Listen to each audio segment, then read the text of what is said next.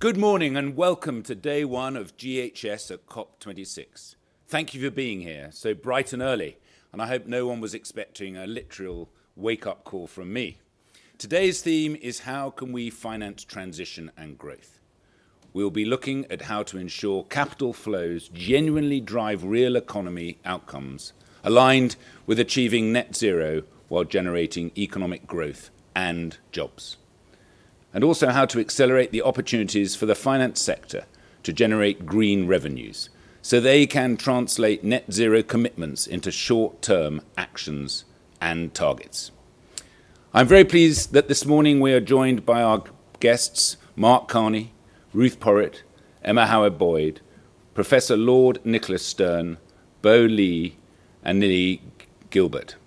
Thank you to you all. Now I'd like to hand over to our chair for this morning's session, Axel Threlfall from Reuters. Thank you. Thank you very much indeed, Lord Mayor. My name is Axel Threlfall, editor-at-large at Reuters. It's my job to moderate what I have no doubt will be a fascinating, lively and important discussion this morning. Our aim in this opening show of the week is to set the scene, if you like, for the private finance community with a focus, as we've heard, on the critical role it can play in enabling the transition to net zero. Now, before I introduce everybody, let me, with my news hat on, give you a few lines on some of the main stories the media is highlighting this morning. A lot of focus on what's being billed as a landmark deal by the UK, which aims to reverse deforestation over the next decade. That pledge includes almost $19 billion of public and private funds. Philanthropists led by the Rockefeller and IKEA Foundations have announced the creation of the Global Energy Alliance for People and Planet, which aims to attract 10 times the initial investment made, and that was $10 billion. Big emissions announcements, no doubt you've heard from India, net zero 2070, and Brazil, 50% cuts by 2030, as well as specific pledges from the UK and the US governments. Later on today, the US will announce a crackdown on methane pollution. Lots, of course, on that. We're reporting that nearly 90 nations have now joined the US and the EU effort to reduce methane emissions by 30% by 2030. We're going to get more on a new UK-led initiative to help developing countries access green tech. Boris Johnson also said to announce a sovereign guarantee for a $1 billion World Bank loan for India to develop green infrastructure. Apart from all of that, there is a briefing later this morning with the Chinese climate negotiator, an announcement this afternoon by India, the US and the UK on financing electricity grids, and pressers from Japan. So another very, very busy day here in Glasgow. Right, what I'm going to do now, I'm going to hand over to Mark Carney and to Ruth Porat from Alphabet. They are going to you're going to have a little chat for 15 minutes or so, and then we're going to bring everyone else in. But actually, before you kick that off, Mark, let me just throw a couple of things to you. A lot of people are saying it was a disappointing statement from the G20. It was a little bit lackluster. We got 2070 from India yesterday. China's not here. What is the mood music, if you like, among GFAN's members as this thing kicks off? Because that context, that policy context is so critical. Well, let me say a couple of things as I clear my throat. First off, I want to thank the Lord Mayor and the City of London for the incredible leadership they have shown over the course of the last 2 years run up to COP. It has made a huge difference for the momentum within the city and I would say within the broader financial sector. So in short answer to your question, the mood music, the mood of GFAN's member, the financial sector as a whole, is very good. It's very action-oriented. There is enormous commitments that are coming. They'll be announced formally tomorrow, but the money is here for the ambition of the world to reach 1.5 degrees. And if I can link that back to the G20, look, for good or ill, I've been involved in more of these over the last 20 years. That's a pretty good result from the G20 to set up this COP. 1.5 degrees explicit, mid-century explicit on coal financing. These are huge building blocks on which now work's got to be done over the course of the next day, without question. You just went through some of the progress that's already been made in 24 hours, some of what we're going to see. I'm not naive about it. We've got to use every hour while we're here. But that actually was a pretty good G20 to set this up. Okay. And I think the financial sector is going to help push it forward. But what just on the back of that though, what does finance want and really need from policy? Yeah. To keep their faith robust in this whole process? Because I imagine their patience won't last forever. Well, I think the first thing, I'll flip it around. I think the first thing is finance is going to send a very clear message that the financial sector, the core of the financial sector, mainstream finance in enormous scale is oriented towards net zero. That's the first thing. So what do you need to make that work? You need clear commitments from policymakers. You need predictable policy. Think end of internal combustion engine vehicles by 2030 or 2035 we're seeing in Europe. Think specific fuel blends in hydrogen and shipping in other areas. Think a price on carbon that extends out to 2030 that's clear. Those types of clear, credible, and predictable policies, then finance can do its job. It allocates capital, it pulls forward adjustment, and we move forward. All right, good. Look, both of you have worn hats in the financial crisis. You've both got a lot to say now. Mark, I'm going to let you take this away with Ruth for 10-15 minutes or so, and then we'll bring you back into a full discussion. Ruth, Great. welcome, by the way. Thank you. Nice Wonderful to be with you. Thank you. Okay. Ahead, Mark. I have started my timer. We've got an amazing panel over there as well. But I have a unique opportunity to be here with you, Ruth, and you've done so many things. We first met each other during the 2008-2009 financial crisis. And I really just want to, I'm going to ask you two broad things. First, around the financial crisis, and then secondly, we talked a bit about finance, but also what technology can do to accelerate the transition. But let's start with the financial crisis and really your reflections on the lessons that you picked up from it. You were at the center of solving it, and how they apply to the climate crisis. Well, I've reflected a lot on the financial crisis because I think those lessons are relevant for all of us in good times and bad. They most certainly were relevant during COVID as well, and were the guiding principle as I thought about what we at Google needed to do. And I come back to three. I think the first is clearly change in a crisis is exponential. And I think we all now know what that means. What feels small and manageable today quickly becomes a tsunami, is unmanageable. Secretary Paulson said this to me at the time in a different way. He said you need to have the will and the means, by which he meant the political will, financial means, but by the time you have the will, you typically no longer have the means. And that's precisely what we're dealing with here in climate change. It's what we were dealing with if we had fortified one of the banks. It could have been a retaining wall. And to me, the issue, the metaphor, is not that it's this logical like series of dominoes that falls, but you reach a tipping point. And this was the metaphor used during the financial crisis, as you know well. You get to a certain point and it's like popcorn. You get to the right heat level and you can't control it because things are popping everywhere, and you just have to knock it down. And I think this metaphor, because it's about heat rising, obviously is so relevant here. So bold action early time is not your friend. I think the second one is data, the critical nature of data. So I think for me, the most frightening part of the financial crisis was AIG. And as you know well, I was advising the Treasury and the Fed. We started with Fannie Mae and Freddie Mac, $5 trillion combined balance sheet, put that into conservatorship, moved on to Lehman Brothers, the famous Lehman weekend. I went home from the New York Fed that Sunday and got a call from the Treasury saying, we worked on the wrong thing. AIG will be out of money by Wednesday. Can you come back on down? I did.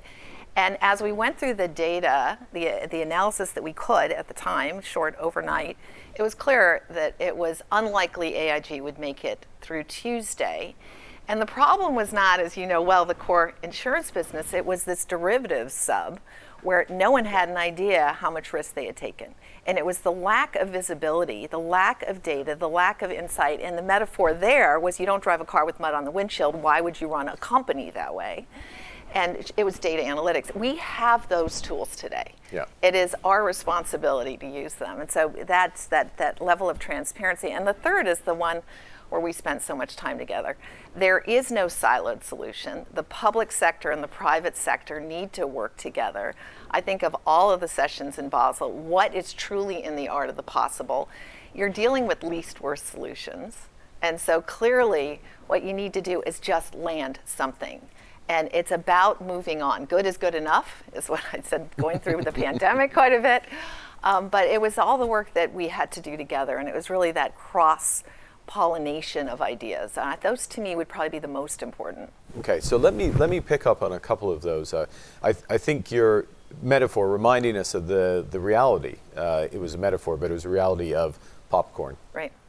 Financial institutions reaching tipping points, to use the relevant unfortunate phrase for climate, constantly, everywhere, in Europe, in Absolutely. North America, around the world. And everything's linked. And everything's linked, and that's what we're seeing in climate physics, and this is what we have to avoid.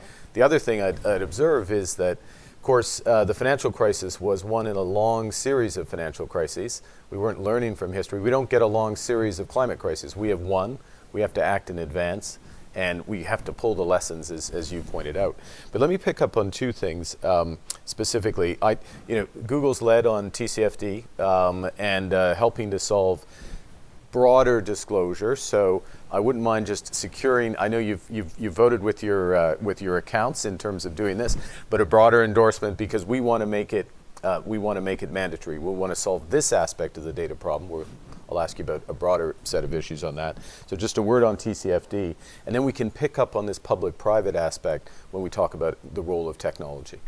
Well, TCFD, we were very proud to sign up TCFD. We had been reporting under TCFD for quite some time and then signed up. Little prod from you, but then signed up. And I do think that consistency of data is absolutely critical.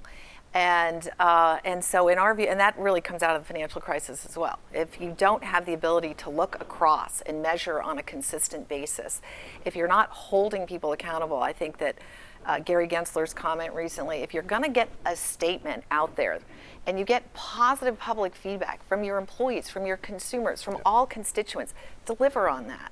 So what are you saying? What's the backup for it? And I think that having that consistency actually is a critical part of confidence and actually a critical part of action. Yeah, okay. So before we talk about tech, let me just slip in a middle question here on public-private, because I know, both in the financial crisis and beyond, you've always thought about how to have the most effective interaction between governments and the private sector. What are the signals that the private sector needs to have the biggest impact, whether it's in finance or in today's topic, the urgent topic of climate? What are some of the things that you think about that governments could be doing that could make a difference to channel this private energy that's really all around us? So I think I thought you were going to go a slightly different direction, and I'll come to your question. I never will. You can take any direction you want. I just ignore the question, and I just. Okay. Well, then I'll ignore the question. Sorry, that wasn't obvious already. All right, coaching art on the spot here. It's great. Straightforward. No, you ask a question, I want to answer it. But where I thought you were going to go, which is really important, is each one of us has the ability to raise the bar on ourselves. Right. And we'll talk about what we've done in the area of climate change. But I think that actually it goes back to my comment, which is in a crisis, there are only least worst solutions. You've just got to act. And so raising the bar on yourself is precisely what you need to do. And trying to actually constructively get into the role of what is the policymaker looking for. So to extend, as an example, at Google, we've said that privacy is sacrosanct, and we've said that we would love to see U.S. national privacy legislation. Those are the types of areas where raising the bar on yourself is key. Clearly, as it relates to climate change, we set goals early on at Google. It's been core to who we are from the early stage. We became carbon neutral in 2007. Why? Because we thought it was the right thing to do. We didn't need to be told, and we hope that when we do things like this, others similarly understand the art of the possible. Yep. And so that's the way we approach it, and I think that every one of us brings some idiosyncratic strength that we can apply to what is a complex problem. Okay, it's an excellent point, and I think we see examples of that. You just referenced with respect to Google and getting to net zero 2007. Let that sink in. Imagine if everybody else had that focus. I'll use another example, not here, but we were talking the other day with Alan Jupp of Unilever, and as many will know, Unilever put their net zero plan up for a vote, up for a shareholder vote, and said, what's good, what's not, what works, what doesn't. And that sort of feedback and leadership, because I think they recognize, you recognize, we recognize that that's where everybody's going to have to go. Everyone's going to need a net zero transition plan. I mean, you're at net zero, but more broadly. And shareholders are going to want to say on it. And, we have some of the main shareholders here who want to say on these things quite rightly. So these are examples of leaders, of leading companies taking the steps in anticipation of where the world's going to go. Well, if I can add to that, we then said we would meet 100% of our energy consumption with renewable energy, and we met that in 2017. So last year we said we're going to go for our most audacious goal yet, which is to run 100% of our data centers and all of our office facilities on carbon-free energy 24/7, which really means never emitting carbon. Recatalyzing the grid so that we can pull renewable right off the grid. And to your point, we announced it says that it's doable. It's audacious but doable. The U.S. government has it's done the same. Other companies have done the same. So I think when you set an audacious goal, it says it's in the art of the possible. Even though the acronym is MAD, most audacious goal. MAG, sorry. Yeah, it's not MAD at all. MAD. It's not MAD. It's Wasn't very MAD. wise, That's actually, good. is Very what wise. you meant to say. Okay. Now, tech. Yes. Role of tech. I'm going to ask you a big question, but you're capable of answering it, probably uniquely capable of answering it, which is the contributions of tech to addressing climate change, the whole gamut. Well, the way we look at it is, you're right, it is the whole gamut. So I've already said within our own operations, we start with 24/7 carbon-free energy. We're looking at how technology can be used within operations for every company. You mentioned what Alan Job is doing at Unilever. As an example, one of the most valuable assets actually is geospatial data. Because when you combine that with data analytics, you have the opportunity to look through supply chain. And that's what we're doing with Unilever. And it's extraordinary as they're trying to understand what's the impact through their supply chain on these valuable assets globally. So tools like that, what is it that we can do for ourselves? How can we share it with other corporations so they can do the same? The second is cities. And so we, a year ago, announced a product that we've created, Environmental Insights Explorer. We committed that we would, by 2030, help 500 cities reduce a gigaton of carbon, the equivalent of Japan, annually. We expanded the number of cities to 3,000, and stay tuned, there will be more on this, because our view is that cities, between transit and the built environment, have a big opportunity. And there's another example where we can help shine a light on the data and then need help from policymakers to understand what are the most effective mitigation strategies. The third is consumers. So we also made a commitment a year ago that by the end of next year, we would help 1 billion users make smarter decisions in their daily lives. We think that makes our products more relevant. We know this is what consumers want. We all know that they're looking for opportunities. They just need to know what it means. So as an example, if you search on flights, you can then see carbon footprint from alternate options. Or if you're trying to get from point A to point A, what are the different routes? Or if you want to buy product, what's the carbon footprint? And so again, it's about data giving people the opportunity to look and make the choice if they want. Amazing. A couple of things. One is, you mentioned the data center, you touched on the power for the data center. But one of the other things you've done, I believe, is optimization of existing facilities, so your own but others, not just in data but in HVAC, correct? Absolutely. So the application of AI to many of these problems we think is exciting, and we're working on things near term and long term. But to your point, what we did about a year ago is we challenged ourselves to see if with AI, working with our partner here in the UK, DeepMind, we could improve energy efficiency in our data center. And in fact, we've been able to do so, reduced it by about 30%. And our view was, this is the type of thing that manufacturing more broadly can use. And so again, application of AI to these big problems, we think is going to be a critical element of driving change. Absolutely brilliant. So I've been trying to time keep, because with everything with climate, time is short. There's a couple of things that come together. Axel, you asked at the start about momentum and how people are feeling. Look, there is enormous momentum in finance. There's enormous momentum in the broader private sector, certainly in the tech sector. And one common element, it's not all of it, but one common element is this focus on getting to net zero. It's the transition to net zero, and it's the whole supply chain. It's all the way through Scope 3. And what's happened, what's changed, really since the Lord Mayor took office, but roughly on that time frame, roughly on a 2-year time frame, is how center stage this has become. And therefore, the core questions are being asked. What are your Scope 3 emissions? Yep. How accurate is that? And pulling that all the way through, so we have this marriage of finance, technology, and desire to get this information. And look, it's not yet perfect, but you've got the best in both areas working on it, can get it perfect. And then the last point, to reemphasize something Ruth said and Google is doing, is this billion consumer point is critical. What we can't be giving to consumers, I think, I mean, it's nice to have a gold star or a green star or some sort of kite mark that comes, but in the end, being clear about what's the carbon footprint of what you do. That's becoming mainstream, and having the technology and the data in order to do it, including my last point, through finance. Yeah. So people can make their money matter. Look, I've got a couple of things for you, because I know, Mark, you have to shoot off. There's lots I want to expand on, by the way, Ruth, with what you were talking to Mark about. But okay, so we hear this a lot. The momentum is there, and the commitment among your members is clearly there. But and you talk about a progress report coming out today. Is that right? It comes out overnight. Okay. What do you need? What do we really need to see in that progress report to deem it successful, meaningful, and enough?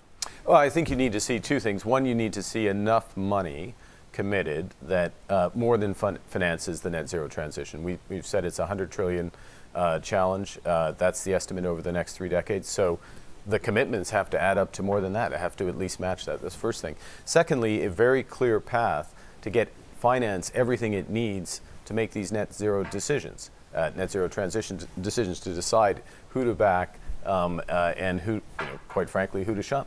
And then that's going to point the way and reinforce issues around data, how we organize things. And there are clear work plans that will come out in this in the progress report. And also, last point, I think you need to look to is how does this integrate with all stakeholders. Nili Gilbert is here. She chairs the advisory committee of GFANZ, which integrates the NGO community, the broader scientific community, the expert communities, to help, because everyone we need confidence behind this process as well, which is something you know well. Rhiannon Marie, when I was speaking with her yesterday from GFI, said, everyone talks about this as this COP as the last best chance we've got on the biggest scale, but maybe for finance, it's the first best chance to really put the right foot forward and get this happening. Are you confident we will leave here with a real momentum? I'm highly confident of that, and I'll just reference, Prime Minister said yesterday that this COP could mark the beginning of the end of addressing climate change. That's his ambition he put out. He's very Churchillian, as you know. I think this is the end of the beginning for finance, with GFANZ. In other words, we've come now together, moving from climate as risk to finance as a solution, with a very clear plan and the scale of finance in order. And a very final question on the back of that is something else that Rhiannon Marie mentioned. Have we with that in mind and this great momentum that we built up, have we missed a trick maybe in not setting up prior to this meeting some kind of, I don't know, G7 seed-funded vehicle to really mobilize the capital in the way it needs to be mobilized? That is a fantastic question. I think we're laying down the gauntlet that's what's now needed to help channel that finance. I think the announcement today with Rockefeller is important, because that's the type of vehicle. There'll be announcement from other major financial institutions, some of whom might be in this room. We're going to bring them in with similar things. But we really need to push for that kind of, I would say, look, radical but sensible restructuring of the multilateral system, so we're getting substantial multiples of public money, because there's a huge amount of private money that can come in, and we need to use it. But something like that would make it. That will accelerate the adjustment, without question. That's what we. I look forward to talking to you more about that in the future. Good. All right, Mark. Look, you're very welcome to stay, but I know you do have to shoot off as well. And by the way, Mark referenced a number of fantastic guests we have in our audience here today as well.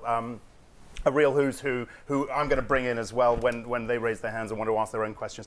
Thank you very, very much. Thank you, Mark. Thank you, Mark. Really appreciate it. Go solve all the problems. Okay, Ruth, I'm going to pick up on data, because you mentioned it many, many times. And of course, this data needs to be good data. It needs to be accurate data.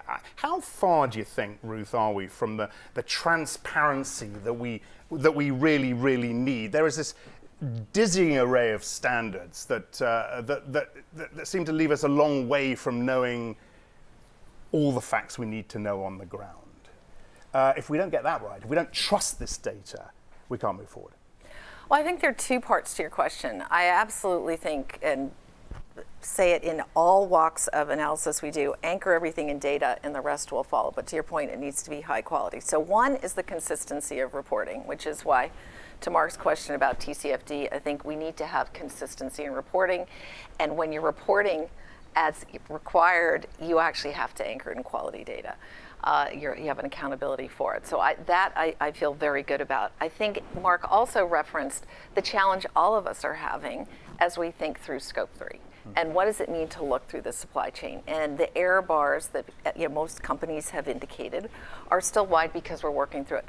But actually, that's okay because we're starting on the path of trying to ensure that on a consistent basis we have visibility through the supply chain. And there's also the value chain. And there's also a realization that we all own this, where it is all interconnected. And we have a responsibility to work with our partners throughout the value chain. And so I think that, to me, is one of the very important changes that we've seen in the last year. The companies are saying it's not just about my operations, but it is actually, there's no free riding on this. The externalities must be measured and you must look through your value chain. So that work is being done, but is still, there's more to be done. Okay, brilliant. Stay there because I'm going to bring this group in now, and apologies, it's taken so long to get to you, but let me introduce them again. Nili, Gilbert. We've got Bo Lee, Emma Boyd, and Lord Nicholas Stern at the end. And Nick, I want to start with you if I can, because we did talk about, and you've talked a lot about the information failure. The need for that information among consumers to make informed decisions. I imagine you like what you hear from Ruth. I do. And how can we expand on that now? How do we need to move that forward? How do we need to scale that? How do we need to make it really help solve this issue? I think we need understanding at a big level, interwoven with the data. Understanding of why this issue is so important and why it's so urgent and that time matters.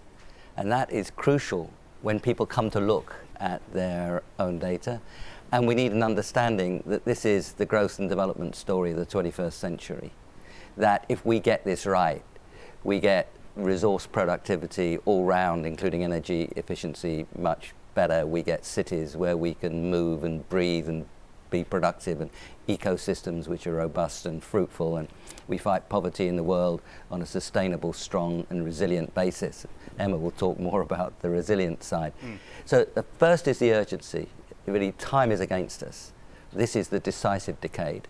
And second, that if we get this right, it's a much better way of doing things. It's not, oh dear, here's a burden, sackcloth and ashes and sandals and stuff. This is actually a much better way of doing things. If you've got that, then the immediate question is, I want to be part of this. Yeah. How am I part of this? And that's where the information which people like Google are moving so strongly on is so important. And it's not just information about them, of course it is, but it's also information about others, and it means you can discuss it. And this is a case where public reasoning, go back to John Stuart Mill, and the democracy and decision making works best if people can talk about things in an informed way. So it's information about yourself, but information about what we can all do.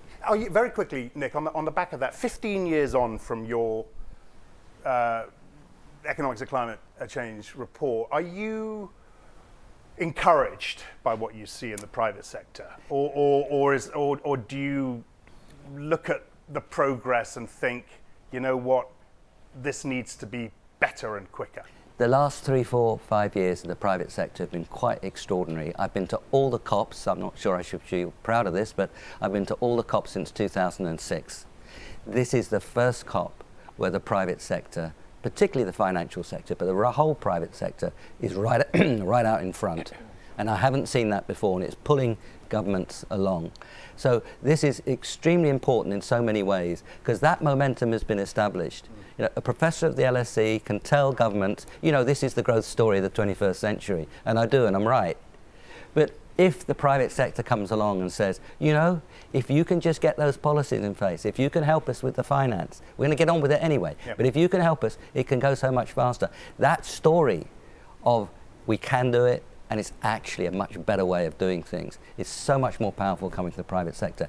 And it is coming now. And that's one way, there are others too, one way in which this COP has been so important. I've been working in India for 45 years. The movement in India on this in public discussion, in driving down the cost of solar energy, in moving towards low carbon cement is quite extraordinary. And the announcement yesterday from Prime Minister Modi that they would cut emissions per unit of output this decade by 45% indicates that they probably will peak their emissions by 2030. And that in a country which is one third of the world average emissions. He put a challenge to the rich countries. He said, this is what we're going to do because it's the right thing to do. You've got to come forward with the finance. And that's absolutely crucial. Lots more to say about that, but others should have a chance. Look, I want to bring Emma in. I mean, actually, now that Nick has mentioned Prime Minister Modi, of course, the media focused on the 2070 net zero. And there was a lot of huffing and puffing about that. I mean, what was your take on what we heard from India yesterday? The crucial thing was the commitment in this decade, in the context of a statement, is where the country which will soon have the biggest population in the world is going to go, even though their emissions are currently 1/3 of the world average. So that was a North Star for them. My guess is that as India moves down this road, that 2070 will come forward. But the fact that he set a net zero, it was tough in India. I was very close to many of those discussions. It was tough for him to do it, and he did it. Okay, Emma, let me get your thoughts on that as well. But of course, Nick mentioned the resilience piece, adaptation, and give us your headline thoughts on how finance can help with all of this. Well, on the adaptation resilience agenda, the preparing for climate shocks, I'm feeling again encouraged that already yesterday on day one of COP26, this feels like it is penetrating onto the main stage, into all the discussions that are taking place. I chair the Environment Agency, so have first-hand experience of what we are experiencing here in the UK, and we saw a glimpse of that in the run-up to COP26. With the rainfall events, the flood warnings that were issued, the disruption to people getting here. What we're experiencing in the global north is yet as nothing to what has been experienced around the world, but literally every day the physical climate risks that we are experiencing are out there happening.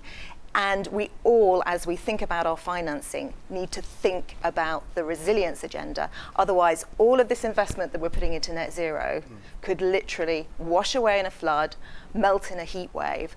And as we look at that money that is being promised, we need to make sure that that is being invested in the real economy in a way that it doesn't become the stranded asset of the future. And I think the warnings that nature have been giving us this year makes it absolutely key to all of these investment decisions that they are made resilient. Yeah, okay. Nili, you chair the GFANZ advisory panel.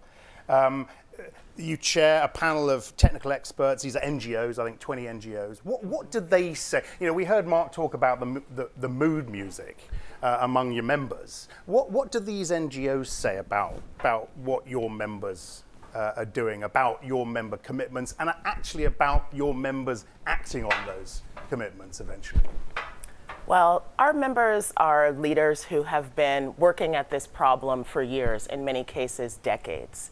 And they want to know, and the global community wants to know, that GFANZ members' commitments are based in science, focused on both long-term as well as short and intermediate-term commitments, and really rooted in technical expertise. It's been great to see that that's the case. That's the nature of the commitments that all of the members of GFANZ make upon joining. And there's been a really great conversation and interaction between the technical experts who sit on the panel and the CEOs who lead the 7 work streams of GFANZ in terms of updating and maintaining the standards that we are all aspiring to together. And what progress do you think you can make here? When you look at this, when you chair this advisory panel, I imagine you're meeting these people here as well. What's the direct feedback you're getting from them here? So, first of all, we have some specific commitments that we want to see advanced here at COP. You've seen already the policy call to action that's been put forward by GFANZ that calls for governments to support us in our ambition. And this includes, of course, the critical need for emerging and developing market finance, carbon pricing. But I'm also really excited, and our panel members are excited about the forward-looking work of GFANZ. Remember, this group was just formed on Earth Day. And so as we look forward to COP27 and beyond, look for us to advance progress on things like sector-specific pathways and financing the transition in the real-world economy. Okay, very good. Boli, from the IMF, what can this group, the private sector, learn from the public sector? Well, I think there are at least 2 points. One, I think there's still a lot of room for public sector to act, to support private sector in financing, in investment. One of the key policy priority, we think, is carbon pricing. We need to send the proper price signal to private sector players, including financial institutions. Because without proper price, we're going to see asset misallocation. We're going to see not enough action on the climate front. So carbon pricing, we think, is the priority number 1. My second point would be green finance. Green finance, we also need a lot of public support in a sense of data, disclosure, and also taxonomy. So a lot of international organizations, FSB, IMF, we are working together to improve the information architecture for green finance. And with that information architecture, we are hoping that, as Mark suggested, that in the next 3 decades, we're going to see 100 trillion private capital flowing into the green investment, into climate initiatives. And Mark also said, of course, in terms of promoting the sort of capital that's needed, when he speaks of the MDBs and says if it's not 100 billion plus, it's not interesting. You agree with that? Oh yeah. There are two numbers. One is 100 billion. Yeah. That is a commitment from the advanced economies to support the developing economies. Every year, 100 billion. That was in the Paris Agreement. And right now, we are falling short of that.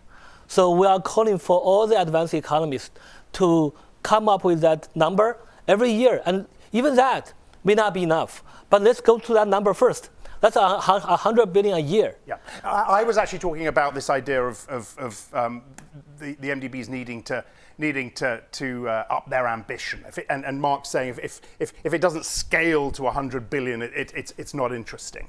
That was the comment I was referring to that Mark has talked about in the past. And I know, Nick, you want to say something like this, right? Yeah. I was directly involved in negotiating the original 100 billion in 2009. And it carried forward to 2010 and the Cancun COP, and of course then into the Paris COP. And it's likely to be delivered, if not next year, the year after. That's too late, but it will be there in 2022 or 2023. We have to think beyond that now because the scale is so much bigger than the 100 billion. We're talking about an extra investment that we need in the emerging market and developing countries. I'm not talking about China or G7 here, but in the emerging market developing countries outside China. By 2030, probably flows somewhere between 1.5 and 2 trillion a year. Absolutely consistent with the overall numbers that Mark's been talking about over 30 years. In order to do that, we have to marshal major flows way beyond the 100 billion. Don't stop with 100 billion. It's a promise. It's a promise delayed. Yep. It must be delivered, and without moving the goalposts. But the next time round, and that's what we will be announcing later this week, is a plan looking beyond 2025, where we need to scale up the bilateral assistance, the multilateral action, big numbers we need to scale up, that would to galvanize the private sector flow, bring in the voluntary carbon markets and the philanthropy. Okay. Put those 5 strands together, we can be talking the high 100 billions and into the trillion. All right, look, I'm wary we haven't brought our audience in yet, so prep the questions if you've got them, and I want to come back to Ruth as well, but Emma, you wanted to come in on that. You asked about how the public sector can help the private sector, and I think that shift from just grant making to guaranteeing, underpinning, crowding in the private sector. That's certainly where the Green Finance Institute has been focusing its work. And again, making sure that we're not just talking about the data, the greening finance, but we're talking about the real economy, the financing green projects, and that's where you need fantastic collaboration between the public sector, the private sector, and the third sector to get real delivery on the ground all around the world. Yeah. All right, very good. Anyone over here want to? Yeah, please, Lord Mayor at the back, come on in. There's a microphone. You got it. Yeah. Good morning. Two questions. One is a huge conversation going on here at COP around the carbon price. So always interested to hear that. And the other thing which we were hearing, and just from GFANs and the amounts of money, hopefully, that's going to be announced, everyone's saying the capital's there, but now we need the projects. And the projects may need some form of guarantee, and this is where public and private come together. So interesting in the panel's thoughts. Yeah, go ahead, Nick. Keep it short. I've got to worry on time. It's about managing, reducing, sharing risk, and that can be done with good structuring of the financial instruments, which both parties, public and private, can bring to the table, and working on the policies and country platforms in the countries themselves, so that these projects can generate revenue flows with some reliability. Go ahead. I think the whole focus on the pilot, delivering the pipeline, and again, that's where these collaborations come in. I've been working with DEFRA, the Department of Environment in the UK, the Environment Agency, the Green Finance Institute, to start building that capacity on the ground, out in the real economy, to work on resilience and nature projects. This is the sort of thing we need to see on all of the areas that need to change. Polly? Yeah, 3 points on carbon price. First, if we want to reach the within 2-degree objective, we need to cut our emission by 30% by 2030. If we want to reach 1.5 degree, we need to cut by 55%. So without proper carbon price, we're gonna miss that objective. That's point number one. Point number two, right now in the world, 80% of our emissions are not priced. And right now, the global average carbon price is $3 per ton. If we want to reach 1.5 degree, we need to get our carbon price to $75 per ton by 2030. That's my second point. The third point, our IMF staff published a report this year on a proposed international carbon pricing floor.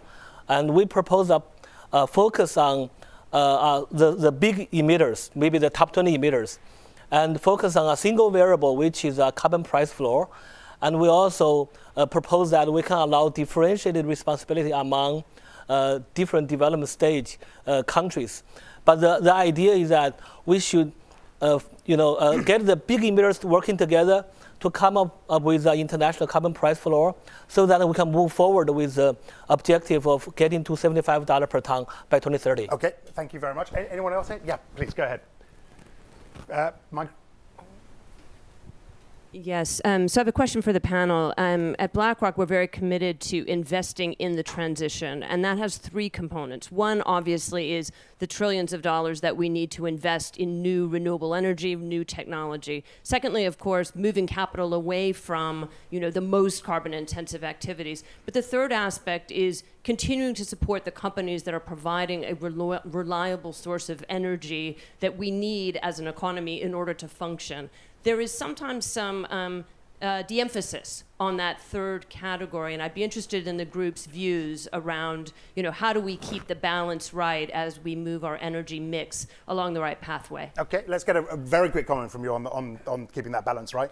Go ahead, Nick. Over the medium term, the price of sunshine doesn't vary, and over the medium term, the renewables will give you that reliability.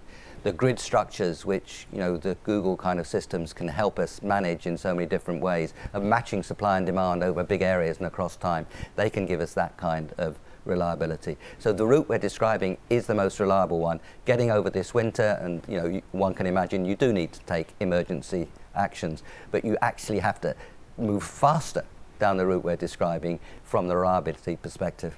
Anyone else, very quickly? Initiatives like the Transition Pathway Initiative, which allows asset owners to understand how their portfolios are transitioning. Again, having been part of that since its the start, how do we speed up that transition, the urgency? We all need to be thinking about that. Okay. If I can jump in there Yeah, as please well. do, Ruth. I'm going to come to you now anyway. I mentioned that we made a commitment that we would match 100% of our energy consumption with renewable energy. We met that commitment earlier than expected, and the reason goes back to this predictability and visibility. When we said that the purchase orders would be there, it catalyzed development of both solar and wind.